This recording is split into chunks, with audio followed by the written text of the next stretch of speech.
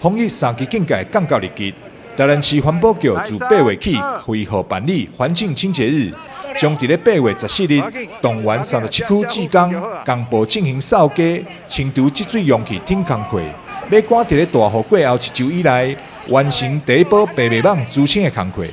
COVID-19 防疫重要，但有防天狗热嘛同款袂当放松。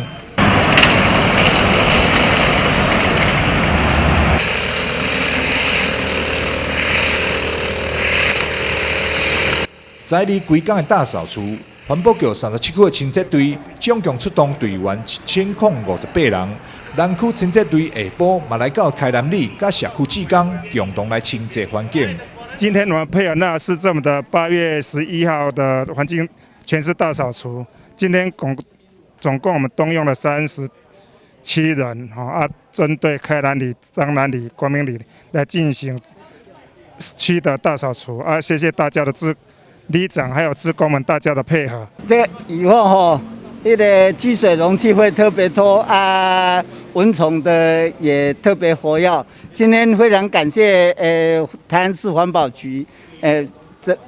南区区队派区队人员协助开南里整理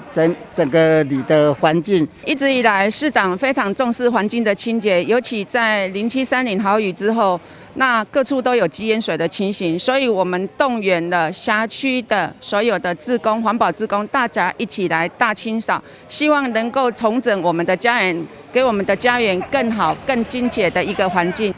环保局了城世界表示，近期由于有突发性的降雨，也则是雷阵雨的发生，市民朋友一定要在雨后巡视居家环境，清除积水容器，防止天狗的白麦网的滋生。若是有查到滋生源，将会开单告发。登革热环境清洁日，台南新闻张硕维采访报道。